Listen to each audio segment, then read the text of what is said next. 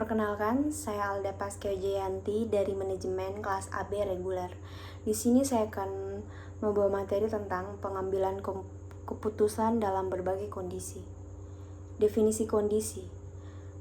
Kondisi merupakan suatu bentuk keadaan yang terjadi berdasarkan dan disebabkan oleh berbagai latar belakang yang ada. Latar belakang tersebut pada prinsipnya memiliki berbagai dimensi yang turut serta telah mempengaruhi pembentukan lahirnya berbagai keputusan. Perubahan kondisi dari A ke B dapat juga disebabkan oleh masuk dan berkembangnya suatu informasi sehingga data tersebut telah mempengaruhi tatanan kondisi yang ada. Penerimaan informasi dari berbagai sumber menjadi catatan bagi pihak manajemen untuk menindaklanjutinya. Secara umum, informasi yang masuk itu kadangkala terjadi dalam berbagai kondisi, seperti kondisi pasti, kondisi tidak pasti, dan kondisi konflik. Kita akan masuk di pembahasan kondisi pasti. Itu pengambilan keputusan dalam kondisi pasti. Dalam kondisi pasti, proses pengambilan keputusan yang dilakukan adalah berlangsung tanpa ada banyaknya alternatif. Keputusan yang diambil sudah jelas pada fokus yang dituju.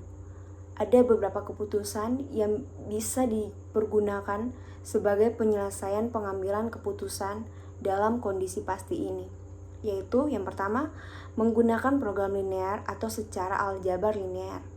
Yaitu linear programming sebetulnya dimulai bersamaan dengan analisis output yang dikembangkan oleh ahli ekonomi bernama W.W. Leontief. Menurut Kamaluddin, linear programming merupakan alat analisis atau teknik sistematis yang digunakan untuk membantu manajer dalam pengambilan keputusan dalam kondisi deterministik atau mendasarkan pada asumsi-asumsi keputusan atau kepastian. Dalam metode program linear dikenal dua macam fungsi, yaitu yang pertama fungsi tujuan. Fungsi yang menggambarkan tujuan atau sasaran di mana permasalahan LP yang berkaitan dengan pengaturan secara optimal sumber daya untuk memperoleh keuntungan maksimal dan memperoleh minimal. Yang kedua, fungsi batasan, yaitu bentuk penyajian secara matematis, batasan-batasan kepastian yang tersedia yang akan dialokasikan secara optimal ke berbagai kegiatan. Yang kedua, analisis jaringan kerja. Menurut Ashar Kasim, PERT dan CPM telah digunakan untuk perencanaan, penjadwalan, dan kontrol dari macam-macam ragam proyek seperti yang pertama, riset dan pengembangan produk-produk baru dan produk pembuatannya. Yang kedua, konstruksi pabrik, bangunan, jalan, dan sebagainya. Yang ketiga, perawatan alat-alat yang besar dan kompleks. Yang keempat, desain dan pengawasan sistem baru seperti pabrik, komputer, akuntansi, dan sebagainya. Selanjutnya, yang ketiga, teori antrian. Teori antrian diciptakan oleh A.K. Erlang pada tahun 1909 yang pada saat itu mempelajari fluktuasi permintaan fasilitas telepon dan keterlambatan pelayanannya. Teori antrian dirancang untuk memperkirakan berapa banyak langganan menunggu dalam suatu garis antrian, kepanjangan garis tunggu, seberapa sibuk fasilitas pelayanan, dan apa yang terjadi bila waktu pelayanan atau pola kedatangan berubah. Dan sistem antrian terdiri dari sistem pelayanan komersil, sistem pelayanan bisnis industri, sistem pelayanan transportasi, dan sistem pelayanan sosial.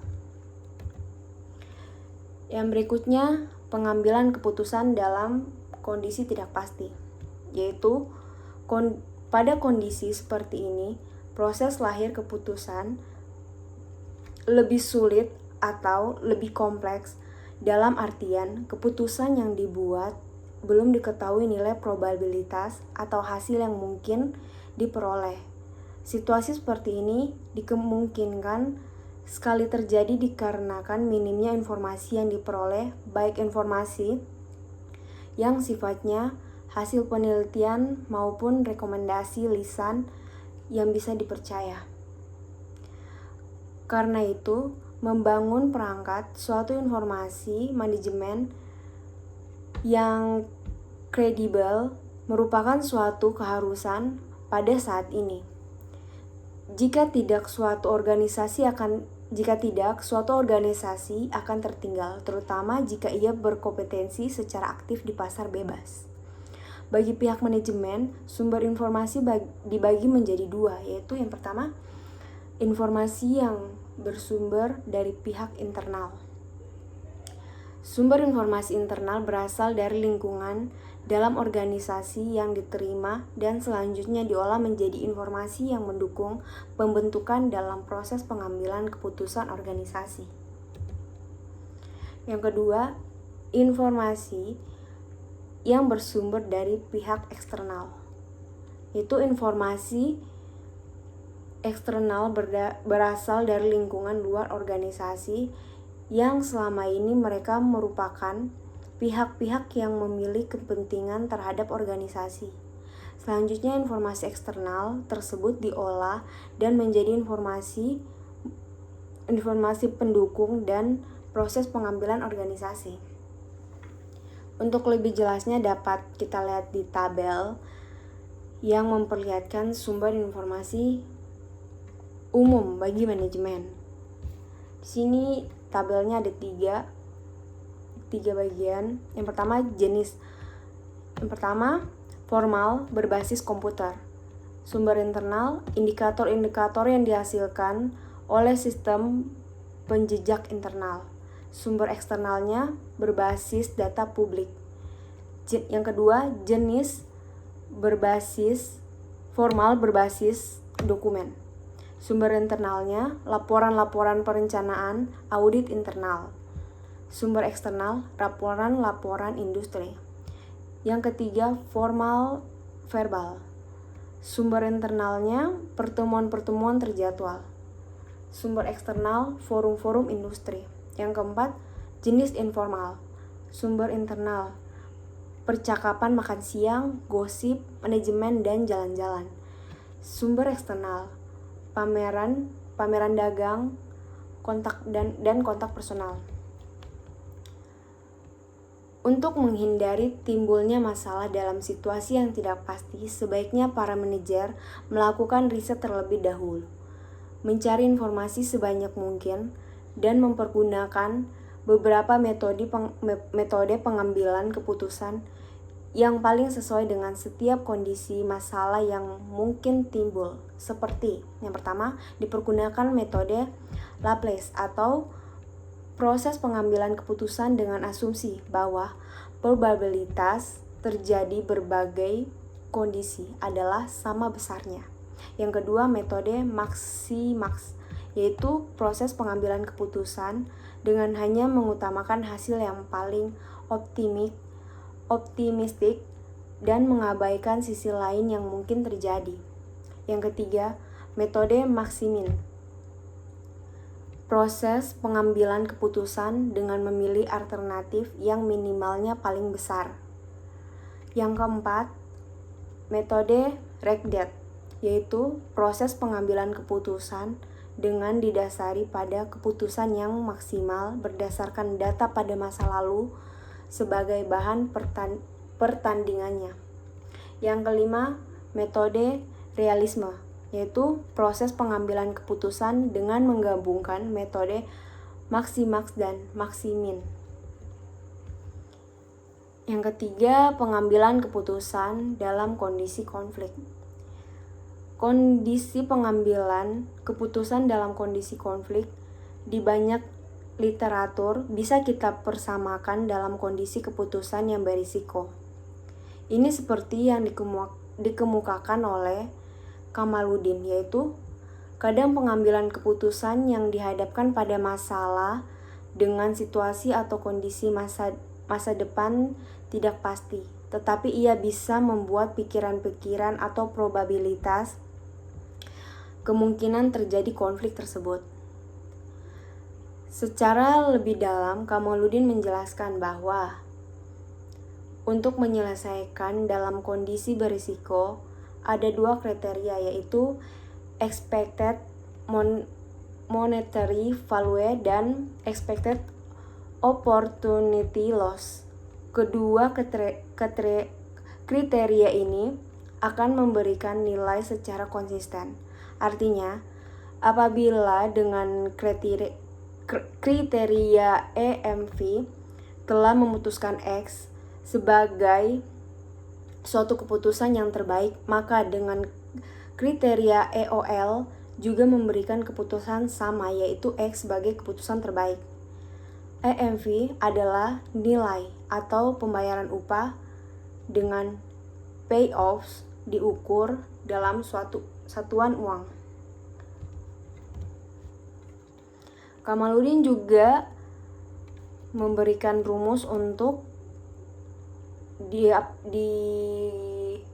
untuk menyelesaikan kriteria EMV. Rumusnya ada di dalam PowerPoint. Kita lanjut. Teori permainan adalah suatu pendekatan matematis untuk merumuskan situasi persaingan dan pertentangan atau konflik antara berbagai kepentingan. Teori ini digunakan dalam bidang ekonomi atau bisnis untuk menganalisis proses pengambilan keputusan dalam kondisi konflik yang melibatkan dua atau lebih kepentingan. Teori ini diaplikasikan juga di bidang militer, kontrak serta menawar dan penetapan harga. Unsur-unsur dari teori permainan antara lain, yang pertama, pemain atau players merupakan pelaku-pelaku dari permainan yang masing-masing merupakan pengambilan keputusan dan setiap pemain berkeinginan untuk menang. Yang kedua, aturan-aturan merupakan kerangka di mana para pemain memilih strategi mereka. Artinya, pemain berhak memilih atau berkuasa untuk menentukan strateginya. Yang ketiga, hasil keluar.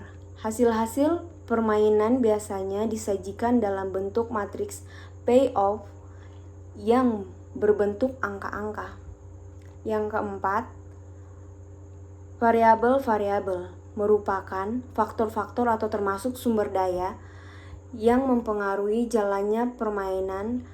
Dalam hal ini mempengaruhi keputusan dan hasil-hasil keluar.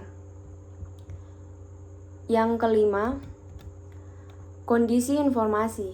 Informasi akan mempengaruhi atau menentukan gerakan-gerakan pemain masing-masing. Kekurangan informasi dan membuat pemain salah pilih atau tidak menarik keuntungan. Yang keenam, pemberian nilai atau valuasi. Pemberian nilai ditunjukkan kepada hasil keluar. Selanjutnya, sifat-sifat yang harus dimiliki agar permainan dapat berjalan dengan baik dan lancar. Antara lain, yang pertama, jumlah pemain terbatas. Yang kedua, untuk setiap pemain terdapat sejumlah kemungkinan yang terbatas. Yang ketiga, terdapat pertentangan kepentingan antar pemain. Yang keempat, aturan-aturan pemain untuk mengatur di dalam memilih tindakan diketahui oleh setiap pemain. Yang kelima, hasil seluruh kombinasi tindakan yang kemungkinan dilakukan berupa bilangan positif, negatif, atau nol. Selanjutnya, istilah-istilah dalam teori permainan. Yang pertama, permainan 2. Pemain jumlah 0 pada permainan ini dimainkan oleh 2 orang atau kelompok atau organisasi yang secara langsung mempunyai kepentingan yang dihadapkan. Disebut pemain jumlah 0 karena jumlah kerugian atau keuntungan setiap pemain adalah sama sehingga jumlah keuntungan atau kerugian adalah 0.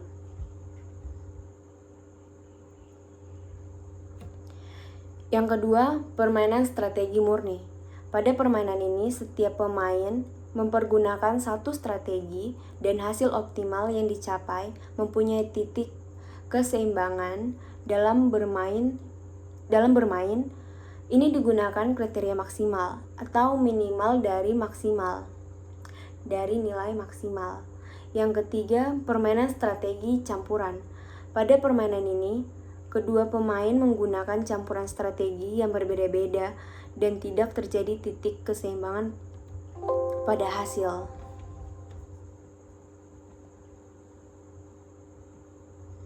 Pada hasil permainannya atau output.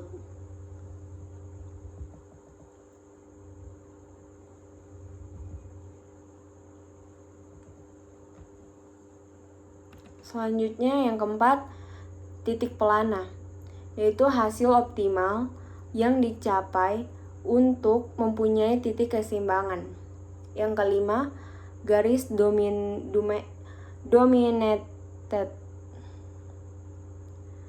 Jika semua elemen dalam suatu baris sama atau lebih kecil dari elemen dalam posisi yang sama dari garis lain. Yang keenam, kolom dominate terjadi jika semua elemen dalam suatu kolom sama atau lebih besar dari elemen dalam posisi yang sama dari kolom lain. Sekian dan terima kasih.